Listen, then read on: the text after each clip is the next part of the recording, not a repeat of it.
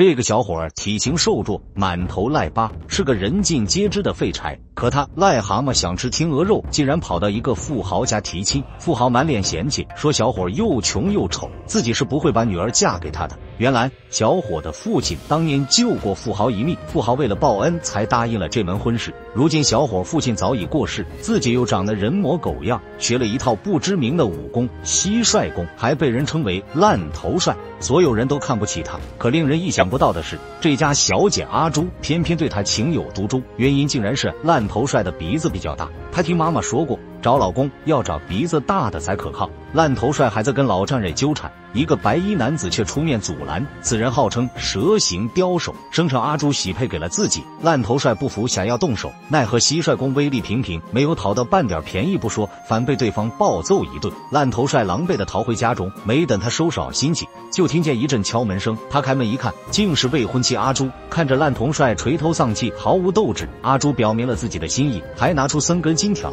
帅哥，这些金条你拿去好好去学功夫，让他学有所成之后再回来提亲。帅哥感动不已，他一番寻觅，找到一个武学宗师。这个老头儿自称是广东10虎之一的苏乞儿，黄飞鸿是他师兄，陆阿彩、方世岳都是从他这儿学出去的。更有吸引力的是，他们开设了一个武学速成班，专门针对资质平平的弟子，只要通过设计的关卡，就能很快学成武艺。帅哥一听，心驰神往，立马拿出1根金条交了学费。第一关围绳踏步，需要绕过绳索，脚踏铁钉同步，一练就铜皮铁骨。老头示意帅哥不要害怕，大胆踩上去。与此同时，又暗示手下踩动机关，把铁钉换成屏幕板。就这样，帅哥毫发无伤，顺利过关。第2关过山虫，需要通过悬于半空的绳索到达对面。可帅哥投机取巧，居然从横梁上爬了过去，但老头没有指正，还夸赞他天资聪慧。第3关沙宝山，需要头顶蜡烛，脚踩沙宝而过，一练就有超强的轻功。可帅哥咬不虚服，弄得满头蜡油不说，还将脚下的沙宝一一踩碎。待老头让他继续前行，并吩咐手下迅速换上完好的沙宝。等帅哥走完梅花钟，回头一看，所有的沙宝竟然完好无损。接着在老头的配合下，帅哥又通过了抓虎尾和溜钢牙，成功达到了毕业的要求。苏老头告诉他，从现在起呢，你就可以出去闯荡江湖了，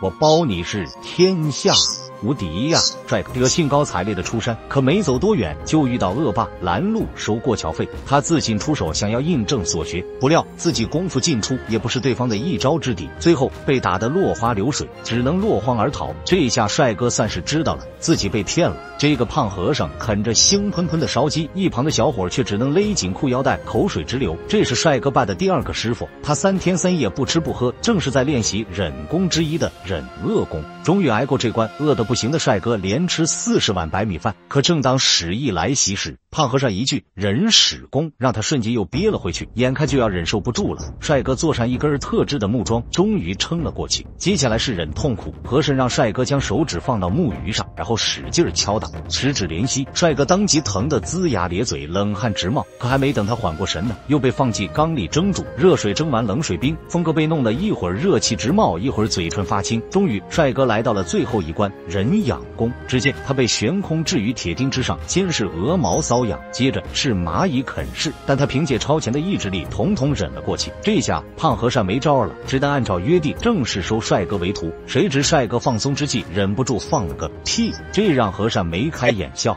以帅哥不能忍屁为由，当即将他扫地出门。不过金条是带不走了，武功没学到一招，金条却被骗去了2根。帅哥不禁失声痛哭，他漫无目的走在大街上，忽然不远处一堆人吸引了他的目光，人群中一个糙汉口中念念有词，接着摆开架势，明晃晃的大刀砍在他身上，竟然没留下丝毫的痕迹。帅哥大受震撼，当即要磕头拜师，拿出最后1块金条后，卖艺的把帅哥带回住处，先是要给他炼体，1泡筋骨水窝血化瘀，2泡刚果水刀枪不入。浸泡完毕，又对着才念了一堆咒语，便宣告大功告成。拿来刀枪一试，果然连个印子都没留下。帅哥穿上一件宝衣，自信满满的离开了。他哪里知道，刚刚砍他的武器只是包了一层铅皮的木片。帅哥来的街上，正巧遇到有恶霸在强抢民女，他路见不平，立马上前阻拦。为首的恶霸号称鹰爪铁甲山，他露出浑身铁甲，想要让帅哥知难而刺。谁知帅哥不甘示弱，竟拿过一把菜刀，扬言对方可以随便砍他。恶霸也不客气，走过去就是一刀，帅哥顿时鲜血流出，是痛得撒腿就跑。走到半路，他还不信邪，拿起铁丝再次试验，结果差点没把屁股捅穿。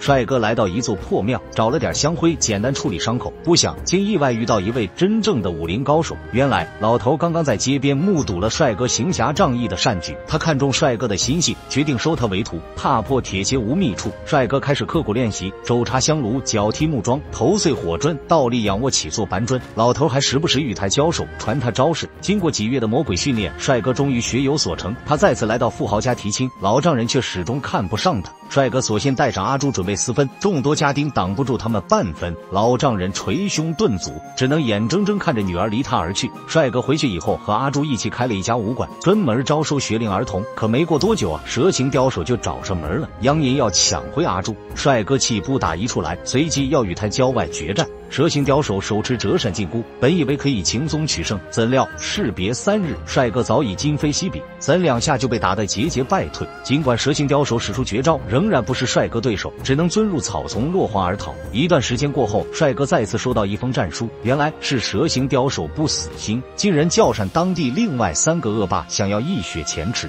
帅哥虽然功力大涨，但也架不住人多，在4人轮番进攻之下，没一会儿就败下阵了。被4大恶霸像小丑一样戏耍，这次失败让帅哥有些失落，责备自己已经学了高深的武邪，可如今还是一个失败者。师兄矮哥在一旁提醒他，不要忘记自己的看家本领蟋蟀功。帅哥想到使用蟋蟀功逢打必输，还是没有信心。可矮哥却告诉他，之所以他的蟋蟀功不行，是因为没有找到其中的奥妙。使用蟋蟀功之前，必须先补充养料。当天晚上，矮哥给他做了一桌10全大补的5毒饭：清蒸蛤蟆、爆炒蝎子、凉拌壁虎、油煎蜈蚣、乱炖植猪。帅哥强迫自己饱餐一顿，4日一早便再次约战4大恶霸。在5毒饭的作用之下，帅哥精气十足，浑身充满力气。他出招迅猛，蟋蟀功更是变化莫测。没几招，4大恶霸就被一一击败，跪在地上求饶认输。台下村民纷纷送上掌声。帅哥终于完成废柴的蜕变，成功逆袭。